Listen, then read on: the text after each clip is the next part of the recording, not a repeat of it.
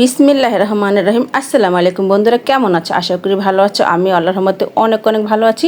তো আজকে আরেকটি ঝাঁকানাকা রেসিপি নিয়ে তোমাদের সামনে এসেছি। তো আমি না আপু রেসিপি বানিয়ে ঝাঁকানাকা রেসিপি। তো ঝাঁকানাকা রেসিপি দেখতে হলে একটা লাইক দিয়ে কিন্তু পুরোটা ভিডিও দেখতে হবে, তাহলে কিন্তু বুঝতে পারবা না এই ঝাঁকানাকা রেসিপিটি আমি কীভাবে আর কি বানিয়েছি। তো আজকে আমি বানালাম বিক্রমপুরের ঐতিহ্যবাহী অ্যাঙ্কার ডাল দিয়ে ডিম রান্না। তো কীভাবে এই ডিম অ্যাঙ্কার ডাল দিয়ে রান্না করলাম সেই ভিডিওটা তোমাদের সাথে শেয়ার করব। তো ভিডিওটা তোমাদের সাথে শেয়ার করতেছি, একটা লাইক দিয়ে কিন্তু পুরোটা ভিডিও দেখবে। আরেকবার বলতেছি, কেননা আমার ভিডিওতে লাইকের সংখ্যা খুবই কম। আর এই দেখো, এই যে এক টুকরা ডিম যদি বাচ্চাদের পাতে পড়ে তাহলে কিন্তু বাচ্চারা মাছ মাংস ফেলে, বাচ্চা হোক আলা বড় হোক যারাই হোক, এই এক টুকরা একটা ডিম যদি কেউ পাতে পড়ে সবাই কিন্তু হাসি মুখে খেয়ে নেবে। এত সুন্দর এত মজাদার এই রেসিপিটা, যে না খেয়েছো সে কিন্তু ফস্তাবে। একবার হলো বাসায় ট্রাই করবে। এই ঝাঁকানাকা রেসিপিটা এত টেস্টি হয়েছে কি বলবো, মাংস ফেলে খেতে হবে, আমি গ্যারান্টি দিয়ে বলতেছি। এই রেসিপিটা অনেক সুস্বাদু হয়েছিল। তো এই রেসিপিটা বানানোর জন্য আমার মূল উপকরণ লাগবে হচ্ছে ডিম। তোমরা যে যার মতো ডিম নিতে পারো, ডিম আর হচ্ছে অ্যাঙ্কার ডাল। এটা কিন্তু অ্যাঙ্কার ডাল।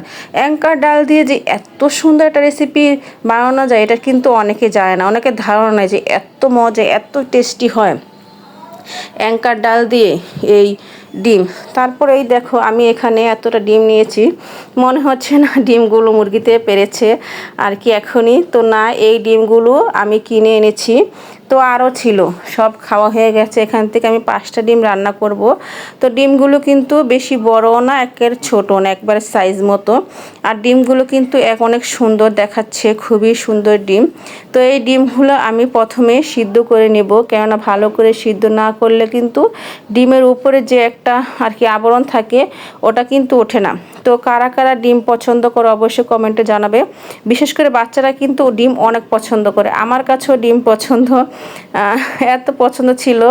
ডিম অনেক ভাল লাগতো আমার ছোটোবেলায়, এখনও ভাল লাগে। ডিম এমন একটা খাবার, ছোট বড় সবার কিন্তু পছন্দ। তারপরে এই দেখো, এখানে নিয়েছি আমি এক পার মতো অ্যাঙ্কার ডাল। এই অ্যাঙ্কার ডালগুলো আর কি আনা হয়েছে দোকান থেকে। অ্যাঙ্কার ডালগুলো কিন্তু অনেক ভালো। তো অ্যাঙ্কার ডাল যখন রান্না করবে 1 ঘন্টা ভিজিয়ে রাখবে, তাহলে দেখবে ডালটা কিন্তু গলে যায়। আমি কিন্তু 1 ঘন্টা ডালটা ভিজিয়ে রেখেছি। তো কারা কারা অ্যাঙ্কার ডাল খাও অবশ্যই কমেন্টে জানাবে। অ্যাঙ্কার ডালে কিন্তু প্রচুর আর কি যে পুষ্টি। এখানে কিন্তু অ্যাঙ্কার ডালে কিন্তু অ্যালার্জি নাইকা। দেখা যায় মসুরি ডালে অনেক অ্যালার্জি থাকে, কিন্তু অ্যাঙ্কার ডাল কিন্তু কোনো অ্যালার্জি মুক্ত হচ্ছে অ্যাঙ্কার ডাল।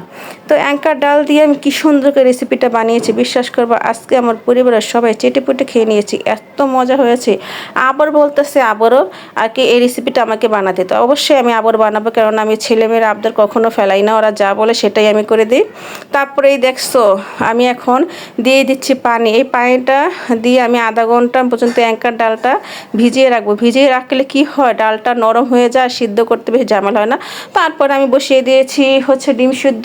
এখানে 5টা ডিম নিয়েছি, 5টা ডিম খুব ভালো করে সিদ্ধ করে নেব। সিদ্ধ করতে করতে আমি এখন সংসারে অন্য কাজটি করে নিচ্ছি। শুধু ডিমের সামনে দাঁড়িয়ে থাকলে হবে না, আরও কাজ আছে। তো আজকে আমি অ্যাঙ্কার ডাল রান্না করেছি। তারপরে কী কী রান্না করেছি তোমাদের সেটা ভিডিওতে দেখাবো, দেখতেই পারবে আমি কী কী রান্না করেছি। এখন চুলায় বসিয়ে দিলাম একটা হাঁড়ি, তারপর দিয়ে দিচ্ছি পেঁয়াজ কাঁচামরিচ আর তেল, পরিমাণ মতো তেল, যার যার ইচ্ছা মতো তেল দিবে। তো এখন দিয়ে দিচ্ছি পানি দেওয়ার পরে মশলাটা আমি মশলা তো দিয়েই নেই, এখন দিয়ে দেবো হলুদ ফাঁকি মরিচ ফাঁকি, তারপরে হচ্ছে ওটা কি দিলাম আদা, তারপরে লবণ, স্বাদ মতো লবণ, ভালো করে এখানে আমি মশলাটা ভালো করে তারপরে কষিয়ে নেবে। এত সুন্দর করে কষাবো, দেখবে কি সুন্দর একটা ঘ্রাণ আসবে। ঘ্রাণ দেখেই তো মানুষ পাগল হয়ে যাবে খাওয়ার জন্য। তারপরে দিয়েছি 2টা তেজপাতা। তোমরা চাইলে দারচিনি এলাচি দিতে পারো, দারচিনি এলাচি দিলাম না, কেননা এত ময় মশলা না দেওয়াই ভালো, আবার দিলেও ভালো, যার যার ইচ্ছা। এখন দিয়ে দিচ্ছি, দেখছো কি সুন্দর হয়েছে আর কতটা ফুলে গেছে। তো বোঝা যাচ্ছে যে এটা অ্যাঙ্কার ডালটা পানিটা অনেকটা খেয়ে নিয়েছে, পানি কিন্তু অনেক ছিল, এখন কিন্তু পানি নেই। তাহলে এভাবে অ্যাঙ্কার ডাল ভিজিয়ে রাখবে। তো কারা কারা কুরবানি ঈদে কোথায় ঘুরতে গেছো সেটা কমেন্টে জানাবে। তো আমার কাছে তো মাংস খাওয়ার পর ডিম আজকে খেতে অনেক ভালো লাগছিলো। তারপরে দিয়ে দিলাম অ্যাঙ্কার ডাল, ভালো করে কষিয়ে তারপরে রান্না করবে অ্যাঙ্কার ডাল দিয়ে। ফার্ম মুরগির ডিম। তারপরে ঢেকে রাখলাম 10 মিনিটের জন্য। এখানে আবার ডিমগুলো দেখছো কি সুন্দর আমি করে ডিমগুলা এই যে কী জানি করছি এটারে সিলছি। তারপরে দিয়ে দিচ্ছি লবণ, পরিমাণ মতো লবণ, তারপরে দেবো হলুদ। তারপর ডিমটাকে ভালো করে আমি মেখে একটা সুন্দর করে লাল লাল করে ভাজবো ডিমগুলো।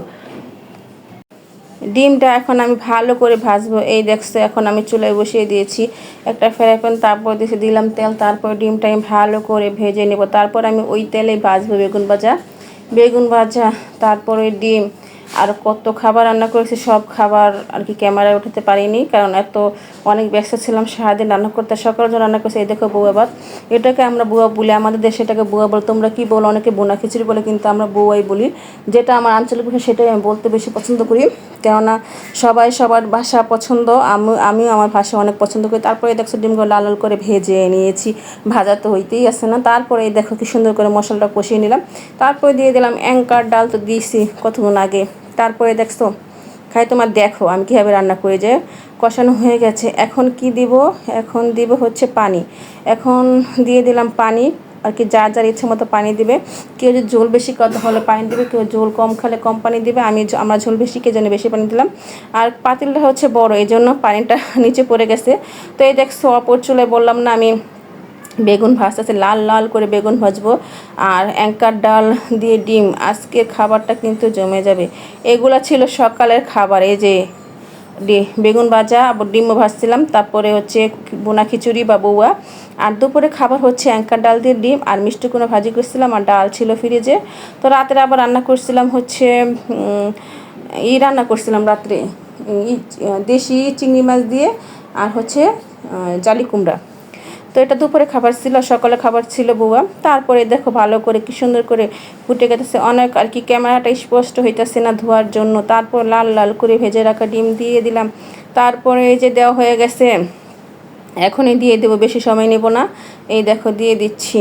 তো এক হাতে ক্যামেরা করছি আর এক হাতে ডিম দিচ্ছি, তো একটু সমস্যা হচ্ছে। প্লিজ বন্ধুরা, তোমরা আমার এই যদি ভুল হয়ে থাকে অবশ্যই ক্ষমার দৃষ্টি দেখবে। আর সবাইকে বলতেছে আমাকে একটু বেশি বেশি সাপোর্ট করো, আর আমার ভিডিওটা একটু শেয়ার করে দিও প্লিজ। তারপরেই দেখছো কি সুন্দর করে লাল লাল করে মিষ্টি কোনো ভাজি করছে। আবার দিলাম একটা আলু দেওয়ার পরে কালারটা খুব সুন্দর চলে এসেছে। মিষ্টি কুমড়া আলু কিন্তু ভালো করে সিদ্ধ হয়ে গেছে। তারপরে কথা বলতে বলতে অনেক কথা বলে ফেলতেছি। কথা বলতে বেশ ভালোই লাগে। তো কার কার কথা বলতে ভালো লাগে অবশ্যই কমেন্টে জানাবে। আমি কিন্তু প্রচুর কথা বলি, আমার কাছে কথা বলতে অনেক ভালো লাগে। আমি চুপচাপ থাকতে পারি না। এই কথা বলার জন্য মার কাছে অনেক মায়েরও খেয়েছি, শুধু হাসতাম আর কথা বলতাম। তারপরে দেখো মিষ্টি কুমড়োটা কিন্তু অনেক লাল লাল ছিল, যেন মিষ্টি কুমড়োর চিলকাগুলো ফালাই নেই। এই যে ভর্তা বানিয়েছি, এখন বউয়া দিয়ে খাবো। এখন খাবো না, একটু পর রান্না বান্না হলে তারপর খাবো, কেননা আমি সকালের আর কি দুপুরে রান্না করে আর সকালে রান্না সব একসাথে করে তারপর আমি সব করার পরে আমি সকালে নাস্তাটা খাই। তারপরে দিয়ে দিলাম আমাদের বিক্রমপুরের ঐতিহ্যবাহী জিরা, কারণ জিরা না দিলে আমাদের ভালোই লাগে না। আমরা সব সময় সব খাবারে জিরা দিই, খুব ভালো লাগে। কেউ আবার শাকও দেয়, কিন্তু আমি জিরা দিই। তারপর দেখো কি সুন্দর হয়েছে ডিমটা, আর কালারটা দেখবে কি সুন্দর হয়েছে, অনেক অনেক লোভনীয় হয়েছে। আমার তো দেখেই খেতে ইচ্ছে করতেছে। এখন খাবো না, দুপুরে খাবো আর কি, দুপুরে খাবো। তো এই ঝোলটা কিন্তু ভালোই হয়েছে, আর কালারটা হয়েছে কি সুন্দর, যে দেখবে তারই খেতে মন চাইবে। কার কার খেতে মন চায় অবশ্যই কমেন্টে জানাবে। তোমাদের আমি রান্না করে আবারও খাওয়াবো আর কি, আমার বাসায় আসলে শুধু ডিম খাবো না, আর অনেক কিছু খাবো। যার যার খেতে ইচ্ছে করবে অবশ্যই আমার বাসায় চলে আসবে। তা আসার সময় একটা ফোন দিয়ে আসবে, তাহলে ভালো মন্দ কিছু রান্না করে রাখবো। আর এই দেখছো ডিমের কালারটা কি সুন্দর হয়েছে। ভিডিওটা দেখার জন্য সবাইকে অসংখ্য ধন্যবাদ। সবাই ভালো থেকো, আল্লাহ হাফেজ।